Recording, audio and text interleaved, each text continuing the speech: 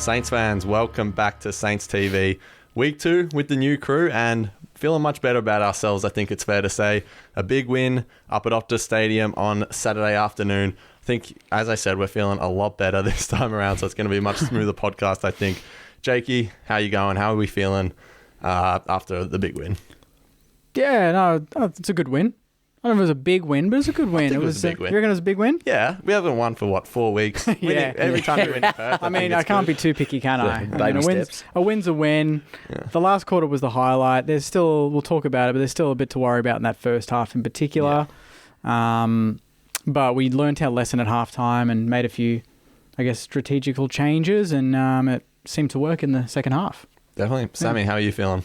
Good, mate. It's nice to get the 4 points. It was a tale of two halves, I guess, or really 4 quarters, to be perfectly honest with you. The first 2 were sleep therapy, and then the second half was just a lot better. Fourth quarter is the best football we've played in probably about 6 weeks, I reckon. Since the Collingwood game. Well, I would argue. Yeah, because Ross came out in half-time and said, we've got to play with run and dare. That's all I'm asking, and they went and did that, so I think the message was received. Yeah. Absolutely. Yeah, I mean, I say it was a big win because I think it felt hard fought to me. You know what I mean? Like, it didn't feel like West Coast were a bottom team and we just went in there and took the 4 points and flew home. Like, it's bloody tough to fly over to Perth and get a win. Melbourne, 2 weeks ago, I mean, they're not looking too good right now. But even still, they went over there and couldn't get the points. Yeah. So I found myself really emotionally invested in this game. Like, of course, we're always emotionally invested.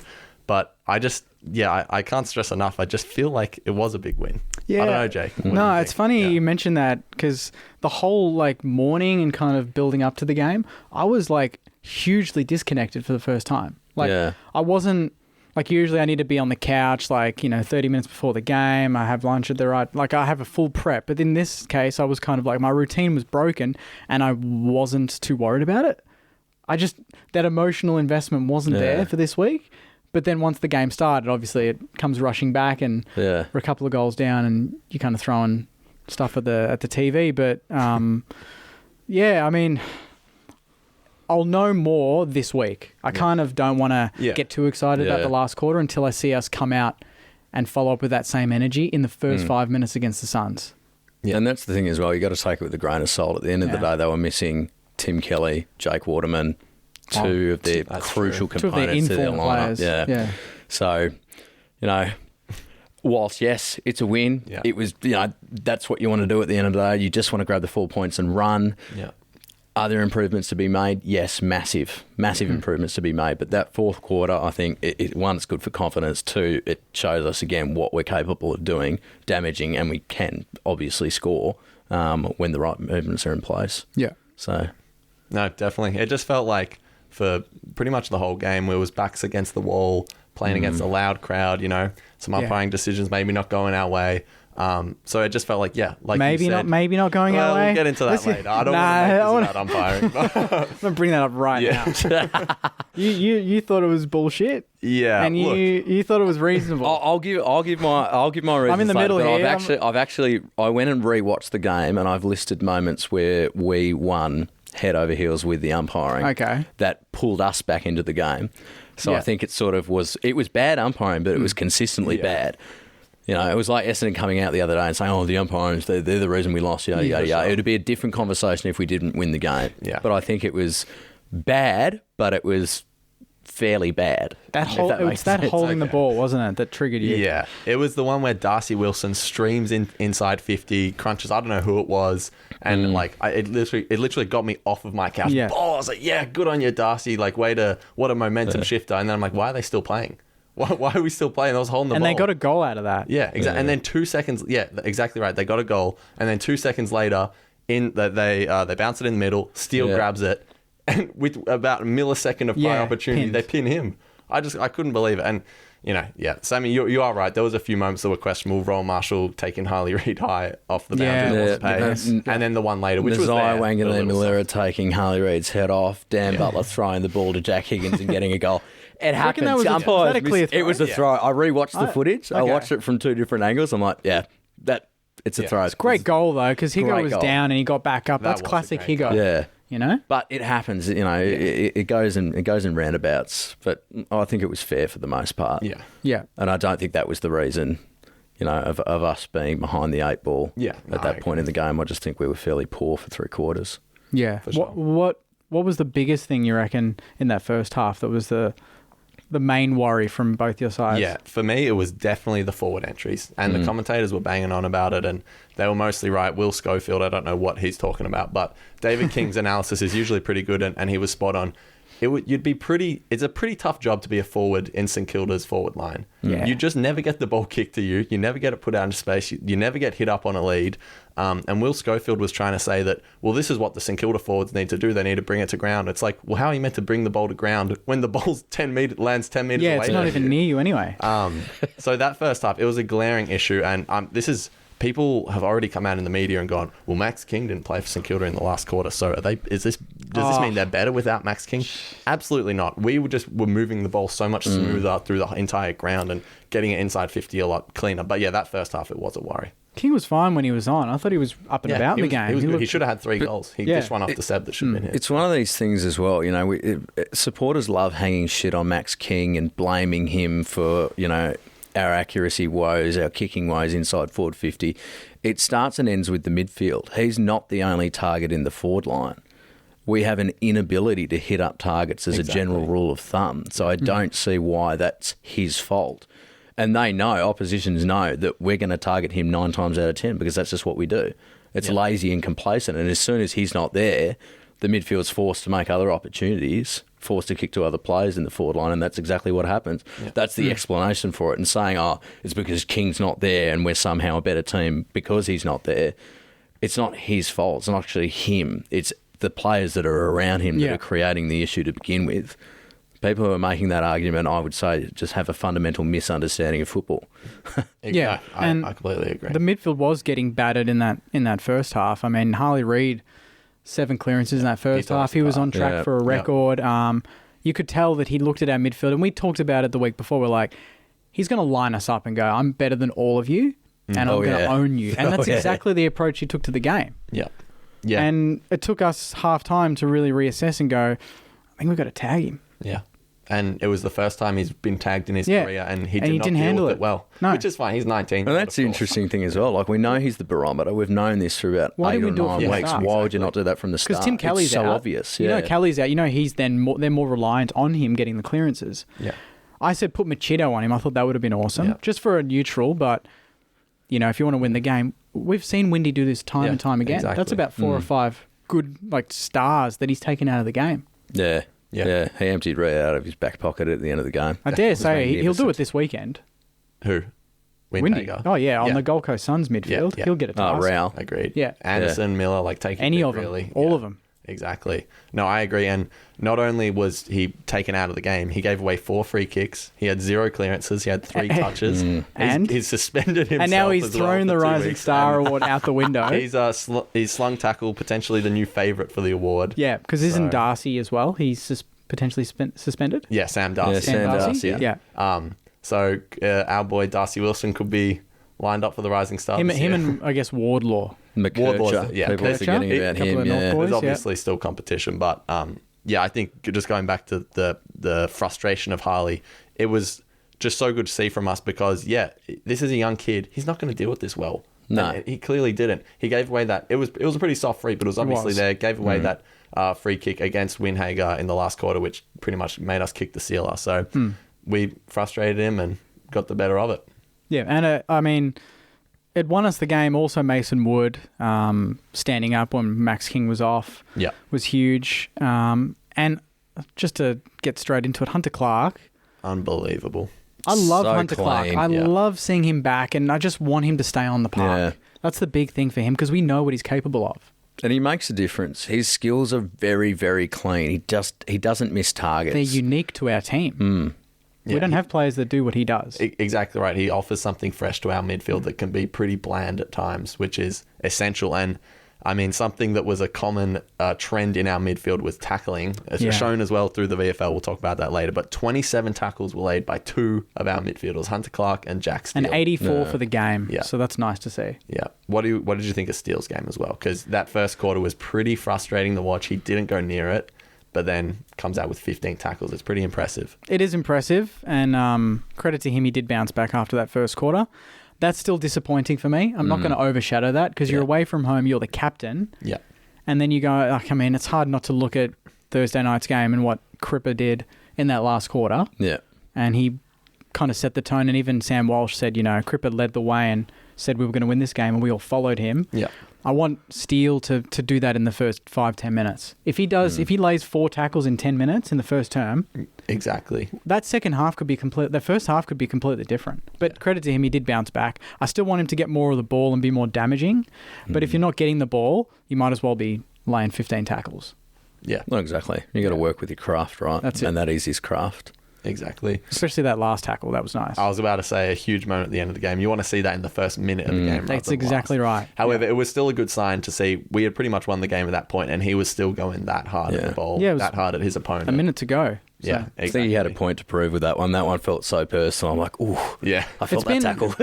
Especially after the Paddy Dow one, McGovern on Dow. Yeah, that almost felt like payback, our club to theirs. That was a good tackle. That was a good tackle. They were both great. They were both great tackles. I'm not saying it's not, but I was like, they've hit us hard, so hit them hard back. Yeah, and we did that. And I mean, you mentioned Paddy Dow, but I thought that was his best game, obviously, for the club. Easily. Easily.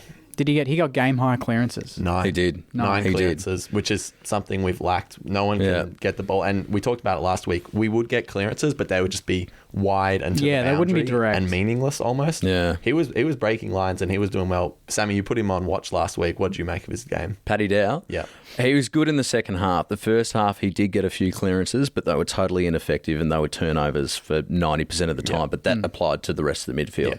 Because, clearances is a nice stat. There's no context to it. So is it an effective clearance? Is it ineffective?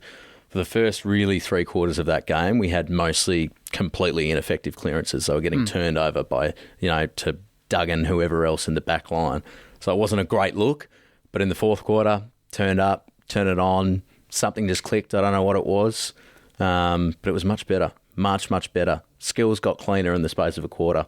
Yeah. So it's interesting how mindset, that change can just shift the whole dynamic of an entire team. It's because we're more attacking and there's more players moving. So the kicks that are probably look the most difficult are actually easier to pull off because there's more space. Yeah. So players are running, spreading and you've got space to hit that target, hit that. The first half, I mean, Riley Bonner pulled off.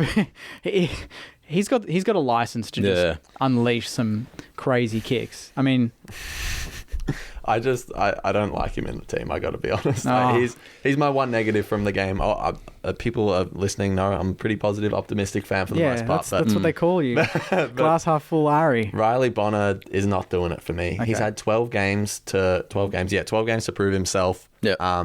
And he just hasn't for me. Yeah, he gets a lot of kicks, but someone's going to get those kicks, and I would much prefer it be Jack Sinclair. Now that we've got Hunter Clark back, Brad Crouch hopefully coming back this year, please, Ross, we'll talk about it when we get to selection, but put Bonner out of the team and Sinclair back to halfback. Every time Bonner has it, I'm stressed out because his disposal is clumsy. I don't want to question AFL players' effort because they're obviously all trying, but sometimes I just feel like, why aren't you running harder to tackle that bloke? Why aren't you putting your head over the ball? Why aren't you, hitting a 15-meter kick? We talked about it last week, but that moment against Freo kind of sums up, to me, how he's been going this year. He hasn't been disgraced himself or anything. Yeah, but I just think we could be better off. Did he play higher up the ground? I don't know if I. Yeah, there was times where he was. Times where he was, and I think he should. I think he's being played out of position. He has all the hallmarks of being an attacking forward, and I think that's where he should be playing, if not on the wing. His kicking style, his speed, his kicking ability, in terms of meterage, he shouldn't be playing off half back. For me, at least, and obviously his accuracy is not good most of the time. Well, we know that he kicked 7 goals in China. Did he? This guy reckons. Let's fact check that. It was 3. But still, it was 3 nonetheless. He kicked goals. He was right. Anyway, they won by 70, so I got a little bit confused, got a little bit carried away. Yeah. But I think roll the dice, move him up. Or move him onto the wing, move Mason forward into the forward line, Max King centre half forward. Definitely. Max King's not working as a full forward at the moment for me. Or you could move him to the VFL. Max King. Riley Bonner. You could do that, but who would you bring in for him? I would move Sinclair to half back and put another midfielder in, Brad Crouch comes in. a Shoalmaker. Okay, because I would say Dow and Crouch are like the same player.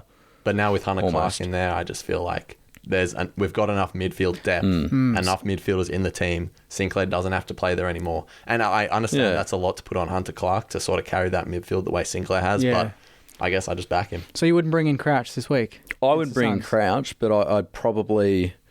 I'd give Ross a rest. I'd give Ross a rest. Love him. Tries his guts out every single week. You know, he's kind of he's like Taylor Adams, just like run and gun. Loves getting a lot of the ball. Loves just like spraying it everywhere. Doesn't really go to anyone most of the time, but he tries so hard that you can't help but love him. But I feel there's quite a few times where he's a bit of a ball on chain for the midfield. He's what is he, 32, 31, 32? Yeah. He's slowing down a little bit, and it's becoming a bit more obvious game by game. So I think managing him, if we're going to call it that, would be the best move. Yep. And Crouch has done enough at VFL level to prove that he is worthy of playing in an AFL side again. 3 games, 30 touches plus. I think that's you have to reward that. And Ross said they wanted to give him 3, and he's dominated all 3. So you'd think it's not even a question of if he comes in, he will come in. He's checked every box. It only seems fair. Against the Suns midfield that's in good form, you need your best mids, and he's one of them. Back to the game for a second. Another player I want to highlight. I know he didn't have a good start to the game. I completely acknowledge that, especially the first quarter. Tim Membry. He was down. You guys were both not pleased with his game, and fair enough so. But I thought he really lifted for us in that last quarter. And that the mark back with the flight, he had eyes for nothing but the ball. Went back and kicked a big goal for us, as well as just a number of little efforts throughout the final quarter inside 50. I thought he was really big for us, and that's what we need from him as a senior player. The only thing I'll say with our senior players is I don't like seeing them up and about when we have momentum, not just that time. Yeah, it's when we're struggling that I want Tim Membry to be doing that and Jack Steele to be lifting, not when the game is on our terms, because that's a little bit of downhill skiing in a way. I know we still had a lot of work to do in that last quarter, but I can't just ignore the first half. Yeah, no, I need him to stand up in that moment. When we're down. Yeah, that's what we talked about last week? The lack of leadership on field when we're struggling. It was awesome, and I loved him, and it's great to see him bounce back in that last quarter. But I'm going to hold fire on that again until I see in the first quarter this week if they can back it up. I just think after getting managed, going to the AFL, coming back in, I'm not making excuses for him, but I can see why maybe it'd take him a while to get back into the game. And if that's a continual trend where in the first half of the game or for big chunks of the game he can't perform, then I would start to agree with you guys that maybe he should come out of the side. But I mean, I back him in. But I think he brings a really good flavour to our forward line. You can excuse performance, but you can't excuse lack of effort, which is what it was. He was a mannequin in a Saints jumper for 3/4 of that game. And then he forced himself into the game because everyone else was in the fourth quarter. So it's a grain of salt sort of situation with me. He did exactly what he needed to do as a forward, which was kick a goal. That's all he needs to do. Kick a goal, and we're fine. Happy days. But for the most part of that game, he was ineffective. He was uncompetitive. He didn't contest, didn't run for the ball, didn't play for the ball. So I think that's probably one of the worst games I've seen him play in a while. And if he didn't kick that goal in the last quarter, I'd axe him again. Hands down. Huge. I can understand where you're coming from, but again, do you think that potentially his lack of impact comes from us not learning how to kick to our forwards?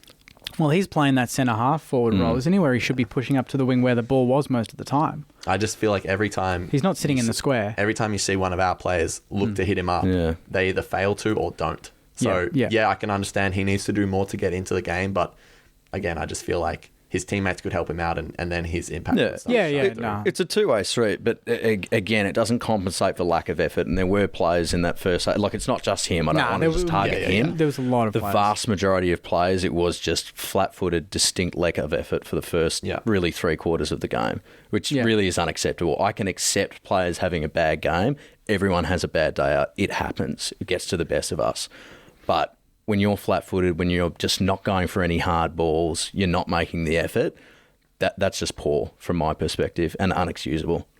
So maybe that's harsh. I don't know. But that's just my perspective. Expecting us to be like, yeah, he's back. I feel like he's a bit taken aback. I went in for the jugular. Sorry, man. Zoom in. Hey, cameraman, zoom in. Look at him. He's stunned. He's going a bit red over there. It's not the light. Definitely. He's looking at his notes. He's like, okay, so Sammy didn't take that well. Sorry. So, yeah.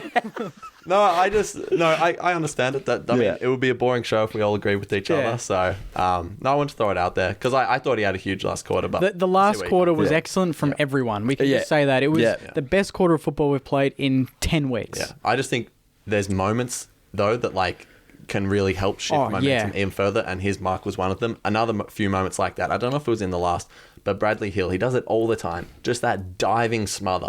Desperation. His smothers aren't like the normal ones where they smother it from. Nah. He gets right on their toenail. Like he's about to get kicked in the head. He's going to lose some teeth one day. Yeah. Like he's bloody tough. He's not smothering. He's trying to, as they go for the kick, he's trying to just pinch the ball away.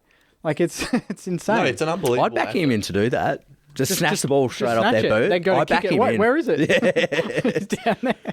Yeah, it's crazy. No, absolutely. And it's, you see a lot of players in the AFL like with that token sort of arms up. Like, they I'm trying don't mean to smother, it, but he means you're really it. not. He is going in to smother it every time. You can't question his season. He's been he would be in my top 5 BNF. Right. He'd probably be leading it. Could be leading it. Rowan Marshall and him. Definitely 1 and 2, yeah. And another effort I thought was huge was Hunter Clark on the wing. I think the ball was in his lap. He spilt it. And then 2 West Coast players were closer to the ball than him. He's run past them, followed up his pretty poor effort, got the ball, blasted it back inside 50. Just little things like that. Like, shit, I've effed up here. Go win the ball again and get it back into inside 50. I thought that was great. And on something in the first half that stood out to me that was a positive was Wilkie and Battle. I mean, those two are just going through so much because the amount of pressure they're put under every week because of our lack of just skill in the forward half. Midfield pressure, it gets blasted into our back line constantly. Those two do a great job. And I thought throughout the entire game, those are 2 of the few players you could say for us that throughout the entire game, they were rock solid. And Jimmy, Josh Dukes. Battle was, Dukes was great. Special mention. Dukes, He bit off a few kicks that you're like, these are risky, but he nailed them every time. And I think a few turned into goals. Yeah, from going there. And he didn't do the backwards handball that he does that almost gives me an aneurysm every time, which was nice to see. But he was really clean. Really clean. Knew his role. He almost channeled his inner Zane Cordy. Yeah. Like, just kept it really basic. I don't think we can go an episode and not mention Cordy. Yeah. It only needs to be simple. It doesn't need to be complicated stuff. Yeah. And that's the thing. We overcomplicated things, and that's where we get pushed out of games. Yeah. So the back line, I mean, we only conceded the 68 points. So, again, stood up to a team that attacks heavily at home and kicks a lot of goals. So, yeah, I thought we stood up very well defensively. Also, big moment, we kicked more than 70. Yep. We kicked more than 70. Huge day. How weird's that? That's a win in itself. Yeah. Lucky we kicked 5 in the last quarter. I think it was early on in the game and the scoreline was like 20-22. Oh, yeah. Just it's going to be one of those games, isn't it? It was good weather as well. Like, the sun was out, good deck, and kind of like... The eagle flying around at the start. It's pretty great. Going road. It just grabbed its legs. And said, that was quality. No way.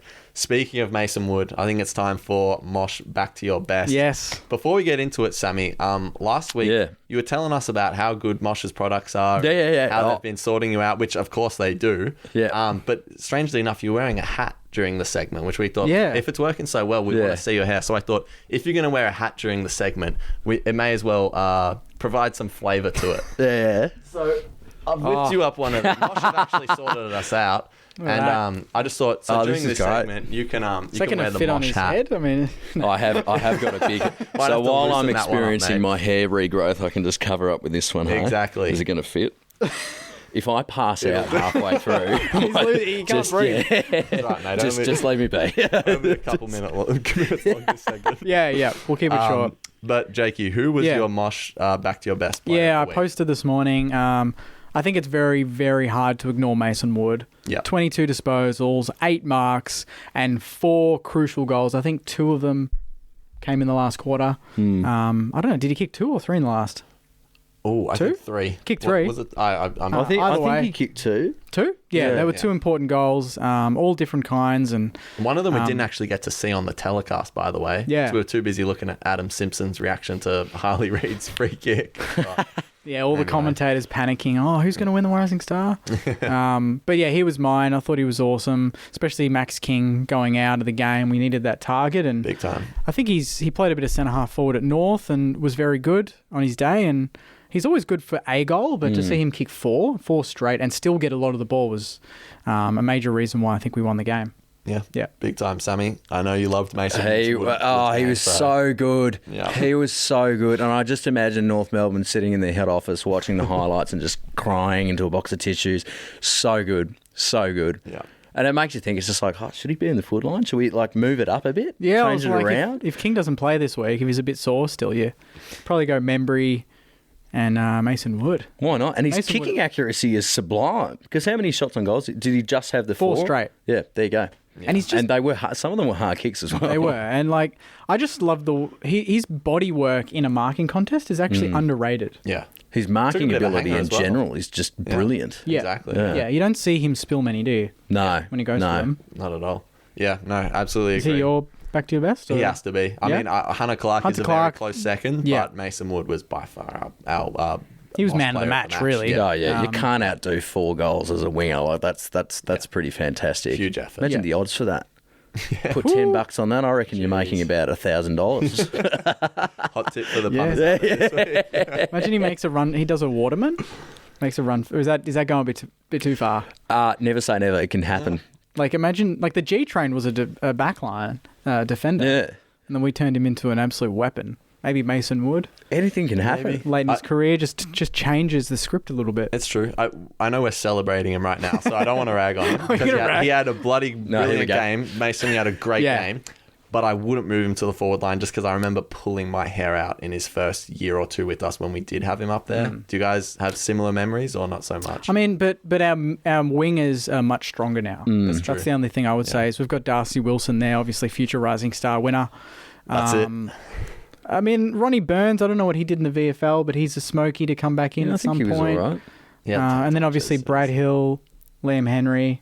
There's players there that can take that spot. And Mason has improved tenfold because he was, let's be honest, he wasn't great for the first year he was playing for us, but he's improved out of sight. So have a lot of the other players that we've pulled from other clubs. Yeah. Big time. Yeah, so join over 30,000 other guys in the Mosh Hair Regrowth family and get $50 off your first treatment plan with code SAINTS50 at checkout. Completely customized, totally online, and cheap hair growth solutions from $45 a month. Smarter hair loss treatment all starts with a quiz at getmosh.com.au. Jakey, I think it's time.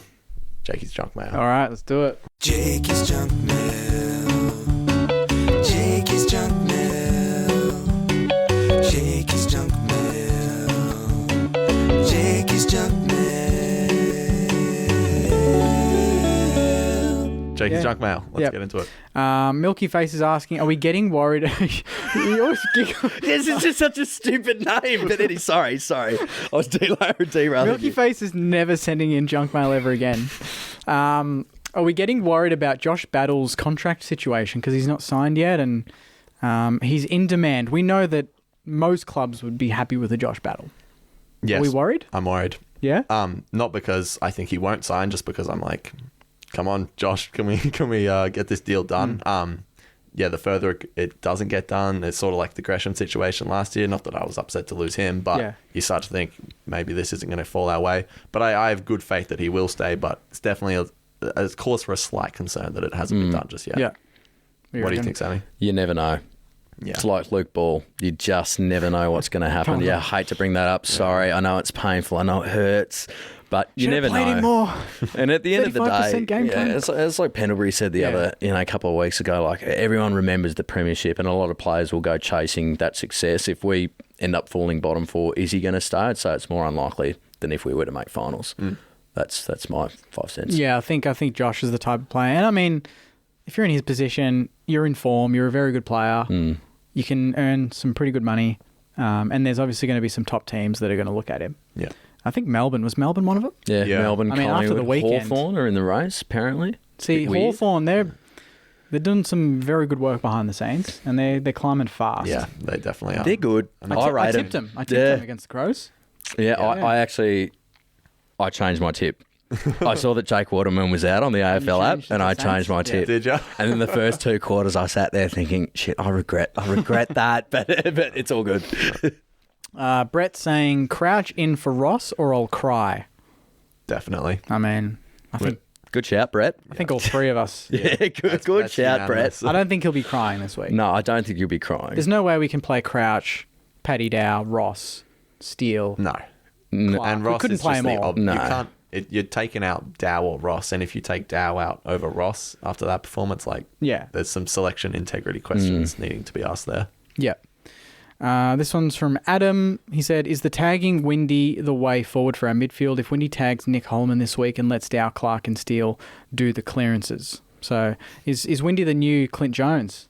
Well, first of all, Nick Holman. Nick Holman is the I don't know person why. Is Nick... What's week's he in? Is he ahead of time? Nick Holman. Interesting. Yeah, I know. Back to the Future. Nick Holman wins the Brownlow 2026. I'm going to assume he meant Matt Rao, so let's go with that. I think that was autocorrect.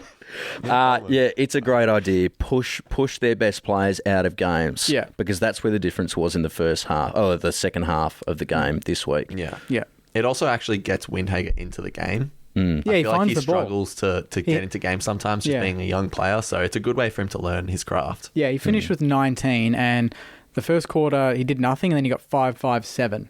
Yeah. So that's 17 of his 19 possessions. I mean, majority of them were, probably post-tag, really. So keep that up, Windy. Chad says, "Does Optus Stadium bring the best out of us more than any other stadium?" Certainly doesn't feel that way. That's a bizarre comment. Talk about definition of junk mail. That's we've won. I think it feels like 2 games there at least against West Coast. Last year was a total rubbish game to watch. This year we have played. But we've got to remember West Coast had been in the bottom echelons of the ladder for the last 4 or 5 years. They were coming off a 99-point loss. Well, exactly. Strange call. I love it though. Yeah. Not sure about that one, but we're the best out west. Let's make it our fortress. I know Melbourne fans call it the fortress, but they did win a premiership there. So. Yeah. Oh yeah. It's good on you, Chad. Moving on. This one's from James. Now Reid's been suspended. Is Wilson a smoky for Rising Star? Yes. Yeah. I mean, he's not a smoky. He'd be close to I'd say top dog now, I reckon. He's near favourite. Yeah. I did check the odds just before I came in. So it's Wardlaw leading with McKercher on his heels and then Wilson just behind him. But Wardlaw gets managed quite frequently, so I don't think that he will be on top Wilson at the end of the day. I'm backing Wilson in to have a big second half of the year. He's only gotten better. He played his first few games where we all loved him, and then he dropped off a little bit, and he's just skyrocketed. And it's I thought he was quiet on the weekend, but then I checked him. He still had 14 and kicked a point. Could he kicked a goal? So he kicks that goal, and you're like 14 and a goal. You're like, that's a quiet day for him. That's good. Yeah. And should have had a huge run down tackle as well. Yeah, obviously. Yeah. So he's doing all the right things. Yeah. Very happy with him. Definitely. This one's from Hudson Johnston 76. Saints will win every game from now on and win the flag. I mean, you boys saw my ladder predictor. Yeah. Let me see if I can. You know what? I buy it. Let's go all the way. You want to win Now's every the game? time. Now's the time. Win every game. Yeah, why not? Show the competition what we're made of. Possible. So I had us in 8th. Percentage in the 8, 13 wins, 10 losses. That means we'd have to win, 9 of our last 11. And a percentage of 109.4, reasonable, because we're not a big scoring team. Yeah. Just pipping Geelong in 9th. So what teams are we going to lose to? I think I had us losing to... It was either Brisbane away or Adelaide away. And then Sydney. Interesting. Yeah. Adelaide have lost Crouch and Brisbane went to Vegas, so I reckon we can nab those games. That's what I mean. So then that leaves us a little bit of wiggle room, but then the rest of the game, we've got so much wiggle. But you never know. You never know. That's don't we? Look, 4 and 8. There's still time. Was that being a little bit generous or a bit more pessimistic? Well, I mean, the fact that we've got a lot of games at Marvel, I'm like, if we can turn that speaking of Fortress, if we can turn Marvel into a bit of a weapon. Yeah. I mean, we have 9 out of 11. 9 out of 11 or whatever ridiculous. at Marvel. It would be nice, wouldn't it? And it would be nice. So, yeah, final was Sydney 21-2. That's realistic, honestly, the way they're going. You were questioning Essendon in second. Frauds. They're frauds. I'd question that too. I don't put them there because they're second. I put them there because of their draw and also because I feel like the top eight's just going to keep beating each other. Yeah. Like Giants were 15 wins, Collingwood 14. Carlton had 15 but lower than Collingwood because Collingwood's 2 draws. And then Bulldogs 14 wins, Fremantle 13. So really you need 12 to 13 wins to have any chance. Yeah. I don't even have Collingwood in my 8. No? No, too many injuries. I think... but they've got heart, though. They've got a lot of heart. It's like Geelong. That's what I admire about them. Geelong were down for a lot of the game on the weekend and then they flipped it against Richmond. Yeah. You know, they could have lost that. So it can happen. Find the heart, know, boys. Find the heart. Yeah. In all honesty, those Saints fans, keep showing up, keep being passionate, because why not? You never know. You never know, and I mean, if my ladder predictor comes true. This one's from A. Evans. How many more weeks till we get to see Moose? Would you rest King this week? So 2 questions there. So he's a bit greedy, but do we want to see Max Heath at any point? He got 59 hitouts. Yeah, I don't want to see Max Heath this year, only because if we're seeing him, it means Rowan Marshall's injured. Yeah. But yeah, he had a huge game in the VFL. He had 59 hitouts, and the opposition ruckman had like 25 or something. So he's been very impressive, and he could well be our backup ruckman in coming years if Tom Campbell is shown the door anytime soon. Not saying that will happen, but he's getting older, so it's certainly possible. And what was the other question? Should King get rested? No. I mean, if he's fit, play. Yeah. Yep. We need him against Gold Coast. No, I agree. Yep. I agree. It might be worth rolling the dice and playing him against a weaker ruck opponent.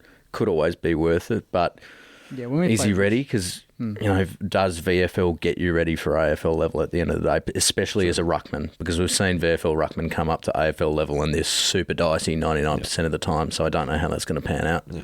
I mean... But he's going to have to get ready at some point because Rowan Marshall's not going to be roaming around forever as much as we want him to. No, I think the real question is if Rowan Marshall gets injured, are we picking Max Heath or Tom Campbell? That's the question. I reckon knowing Ross, I think he'd pick Tom Campbell. Definitely. It's every always day of the week. experience for Ross. Yeah. He'll always pick the most, especially in such an important position on the ground. Yeah. And he loves Tom Campbell. He loves Tom Campbell. He trains well. He's, the boys love him. He supports, and he doesn't complain the fact that he doesn't get games. Yeah. Just does what he needs to do every week. Works hard at training every week as well. Yeah. This one's from Thomas. What should Reid send Windhager for Father's Day gift since Windhager owns him? The Rising Star? Maybe tickets to Bali or something because he's got a few weeks off. That's not bad. I don't know. There's plenty of gift options out there. Yeah, take him out for a nice dinner. Yeah. This one's from Jack. With a healthy list, I can't see us continuing with Bonner. Good for coughing up at least 1 goal a week and is a serial bomb. I don't know why that's funny. Inside 50 offender who comes in. Stocker, Ari, Hasty, we forget, or does Sinks head back to defence and we bring in Ronnie Filippo, who had another... He was okay. Yeah. Good to have you guys back. Thanks, Jack. Thanks, mate. Big question there. We forget Hasty. I mean, he didn't look bad when he played. He didn't look bad, but I don't think he's doing enough at VFL where there's a lot of players doing a lot and not getting a look in. Garcia to name one. Yeah. But I think we talked about this earlier. I've already said my opinion. I think Sinclair should move back to halfback. Yeah. What do you think, Sammy? Yeah, I reckon Sinclair to halfback, but I still think positional change for Bonner. I think we can make it work. I just don't want to watch him figure that out at AFL level, though. You know what I mean? I'd prefer him figure out his forward craft, or if he's going to play on a wing, figure that out at VFL. You know. But then again, how many players in the AFL can kick 70 metres? Not many. Ari. So yeah, and he's the other one as well. He's kicking down the door. He's begging. He's begging Ross to be picked at this rate. Yeah. If it's not Sinclair to halfback, it's you put Ari in and take Bonner out. There's going to be a passage when Ari eventually gets a run of games. Yeah. Where he gets it at halfback. Yeah. And he will kick it close to the forward, to the edge of that 50. Like he'll cover that distance. And it's going to be exciting to see under the roof. I'll tell you what, he is going to be a fan favourite. He is such a lovely kid. Yeah. Saints fans are going to love him. I can't wait for him to get a look in. Yeah. I thought he should have earlier in the season, to be honest. I like that Ross is making him earn it. We know all the talk and all the news, and like he trained with the VFL boys in the pre-season, and that created a lot of news, even though I thought that was a really good way to kind of manage him into AFL football. But I like that Ross isn't gifting him a game just yet. No. It's teaching him patience. It's teaching him to mature at VFL level, to train and have those standards that you need to have a good career. So, on that note, that is junk mail. So, sweet. Bit of a loose one. A couple of good questions, couple of questionable ones. But, junk mail it is. That's junk. It's junk. Yep. No, I appreciate it. Thanks to everyone for sending their questions in. Keep it coming. We love it. Let's talk about Saturday night, Gold Coast, Marvel Stadium, 7:30, I believe, is the bounce. It is. Game. An interesting game coming up. I think very winnable for us. I mean, you look at every game as winnable, but ladder position wise, I think they're sitting 8th. We're 15th, obviously. But if we can win this game, maybe we can build some confidence and get some sort of momentum in the back half of the year. You just want to take it week by week at this point. I know, cliche. But I think a big talking point is going to be selection. Now, I want to read out a few stats from the VFL because there was just a lot going on. Let's 6 players I want to highlight that could easily come into the to the AFL side. Philippou, 26 touches and 13 tackles. Crouch, 31 touches and 12 tackles. Sharman, 17 touches and 3 goals plus the game sealer. He won it for him. They won by a point. Garcia, 14 touches, a goal and 13 tackles. Shoalmaker, 26 touches and 6 marks. And Max Heath, 17 touches and 59 hitouts. We have got some serious depth right now. Yeah. I'm trying to think how many come out. That's the first thing I think about. I think so 2. Ross, I think Seb Ross gets managed. Yep, agreed. Senior boy, just like Skunk a few weeks back. Yep. Who else? We would assume that Stocker would be available for selection. So I would say that he would be coming back in. Yep. And who comes out? Who was the sub? Oh, Dan Butler. Nah, Butler's not coming out. I have this spreadsheet at home of my Saints best 23, and I looked through it last night, and the changes I would make, I would keep Butler as the sub, Ross out, Bonner out, Crouch in, and Stocker back in. Despite all those players' great form, on paper, that's a very strong team. Yeah. That's a very senior arguably team. our best 23. The only change I would potentially make is Hayes instead of Caminiti, but that's a 50-50. So arguably, if we make those changes, I think that could be our best 23. Philippou obviously is, that's on the edge right now. It's a tough 23. Physically having sort of the tackling pressure of Crouch back, and then obviously Stocker. We know he throws his weight around and flies the flag for his teammates. Yeah. I wouldn't question that. Philippou, has he done enough? 13 tackles. Or do we still give him more? I think he needs more time. It's about building confidence, and that takes time. And I think 1 or 2 more weeks. Yeah. We looked at what happened last time. He did 1 week, did well, came back in. Another shocking performance. So give him some time to get some rhythm, some momentum, give him the Brad Crouch treatment. Exactly. 3 games in a row, play well, all of them, and then you come back. But the other question is like we've just won a game. Coaches don't like changing winning teams. So will there be many changes? I think I reckon the Crouch and Ross is the most likely scenario. Yeah. But as for the other ones, who knows? The Stocker for Bonner one is more hopeful from me, but if I saw that on Thursday night, I'd be Unless chuffed. you start Butler and you put Bonner as a sub. But then who's not playing? You don't bring Stocker in? Yeah, I love Stocker. But if he's niggling an injury and he needs to be managed and this is, of course, assuming King is healthy. But I think the King one's easy. Okay. If King isn't healthy, you just bring Sharman in. I think that's just a simple switch. But no, you put Dukes full forward. Oh, God. No, they did that at Port. He did not like it. He did not like it. Yeah. And someone I love as a potential sub for us is Garcia. I think he's the perfect sub. I'm not saying to do it this week. I just thought that he's just it's an option for us. Yeah, he's a bit of a firecracker, isn't he? He just kind of gets going immediately. Yeah. And I mean, he was the sub, wasn't he, against the Giants? And came in and almost completely changed that last quarter in 10 minutes. On debut. Yeah. So, we talk about him all the time. I think he's going to be a very special player. And we didn't even mention getting Max Hall. Yeah, of course. He played in the VFL. He played in the VFL. Kicked a goal. From Box Hill, roughly, I think, 180 centimetres, although Box Hill lists him at 183. Not that that's a huge difference. But he looks like a Dusty-esque sort of player, doesn't he? Kind of he's exactly high clearance. What we need. Is it the hair and the tats, or it's just the way he goes about it? That's He's a big lad. Like seeing him, that reel that we posted of him walking out at training. He's a big boy, and he's 22 as well. So will we see him at all in the back end? I think we will, but I think it's one of these things where you have to be like, righto, mate. this is what's expected of you. Welcome to AFL, VFL level. Get to work, put in the hard yards, and we'll work from there. I dare say if Brad Crouch was injured, there might be an opportunity there to fast track that sort of debut. Potentially. But, yeah. Well, I'd say it's more likely that Crouch and Ross are going to get managed for most games this year. So I'd see that would be his opportunity. If they weren't, 31 and 32 respectively, then perhaps not. But I think it's more likely than not. What are the midfield matchups? Let's just quickly go over it. So Windy tags Rao. Yeah. You think he's the most damaging?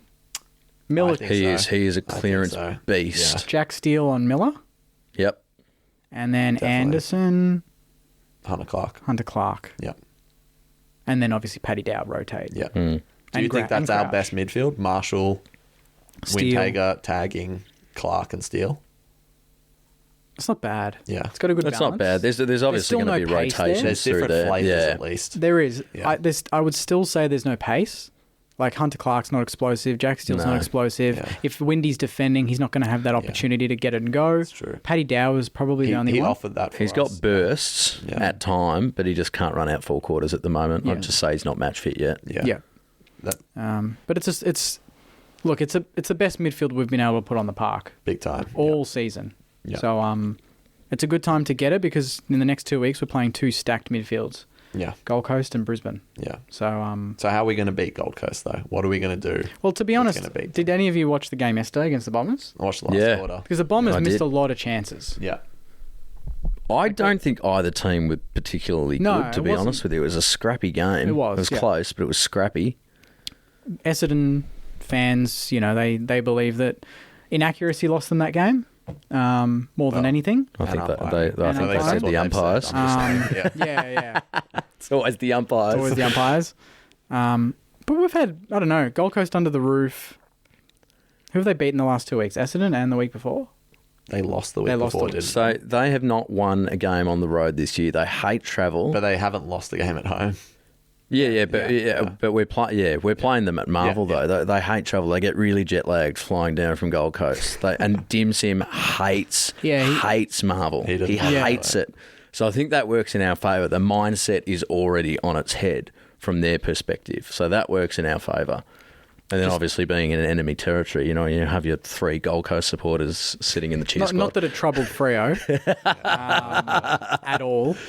How do we beat them? Well, we have to, at the very least, break even in the midfield. Yeah. We say that every week, but we've just talked about they've got midfielders that if you could try and tag all of them. Yeah. But we just picked the most damaging, which is Rao. Yeah. And then their forward half players. Ben Long looked actually really good yesterday. That was his Yeah. best was his best game. game for He him. was awesome. Congrats to him for playing 100 games as well. Yeah. I thought he was a good serve for our club, and I was happy I've for him to I've always move on, get a better opportunity. No, he was so great. Good on him. He was great, and he'll be up and about for it. That's a good matchup with sort of a Webster Stocker. Yeah. That could be a lot of fire there. That'll be Yeah. interesting. Stocker on long. I would pay to see that. Ben Now, King. who are we going to put on King? It's got to be Dukes. He's got the height. Has to be Yeah. Dukes. He's our only defender over 200 centimetres. Because Ben King is very, very fast and agile. He's in good scary. form as well. Scary to play he's against at the confident. moment. Yeah. And there's a lot of the thing is as well. The goals come from everywhere and everyone. Whether it's Humphrey, Anderson. Yeah, jeez. Lukosius. is he... Lukosius. Yeah. He pops up maybe every 3 weeks, kicks a bag, then disappears. He hasn't been seen for about 2 weeks, I know, so he's I'm due fearing under the that it's roof. going to be this weekend. We give him career high stats. Their backline's pretty solid. It's exciting. It's young, but it's good. Yeah. But they're Mac prone. Andrew. They're prone. I mean, you look at they played Carlton 2 weeks ago. That would have been that game they lost, and that was at Marvel. That's the one. Yeah. And Carlton kept them in the game. They were dominant for 4 quarters. Yeah. And it was just simply because they beat them in the midfield. They got more inside 50s, put them under the pump. They're not the most experienced team. They still have a lot of young stars. So it's a bit of that Harley Reid treatment. Get under their skin. Yeah. Kind of just get them nervous, put them on the edge, and we've got to take the game on. And we that's have to take the game on. Pressure. They're a fast team. They love to handball. They love to run and carry. They love Pressure. it when it's uncontested. Yeah. Yeah. Pressure, and they start turning it over like there's no tomorrow. And that's when we run, we counter. Yep. So that speed Yep. that we saw in the last quarter, if we don't see that in this game, we're not winning this game. Yeah. We need to see Naz, Hill, Wilson, Henry. We need to see them just continue that form that we saw in the last. Big time. Yeah. Anything else to say about the week, the preview? Boys, any final thoughts? I mean, if we win this, what are we, 5 and 8? Probably climb maybe one spot on the ladder. We're actually like one win behind 12th, I'm pretty sure. Yeah, we're 3 wins, 3 wins out of the 8. Yeah. That's the maths. Yeah, but obviously it hinges on other results going our way, which, like, to be honest with you, this season it's just been turned on its head each week. Yeah. So who knows what's going to happen or what it's going to look like. Well, exactly. That's all you can do. It's a winnable game, and I think we talked about it last week. West Coast fans turned up. They got 50,000 on the weekend to our game. Let's show up. Let's get 25. 25. Let's get 25. Saturday night, we're coming off a win. Minimal injuries. Hopefully King makes it. That's a big one. If he gets through it, then we can go into this game almost even odds favourites. Just the fact that it's at Marvel. Yeah. I'm pumped for it. Me too. We all going? Definitely. Of course. Yeah? Definitely. Where do you sit? Old 29. I've sitting at converted 29? everyone at work. They asked how we were going. I'm like, doesn't matter.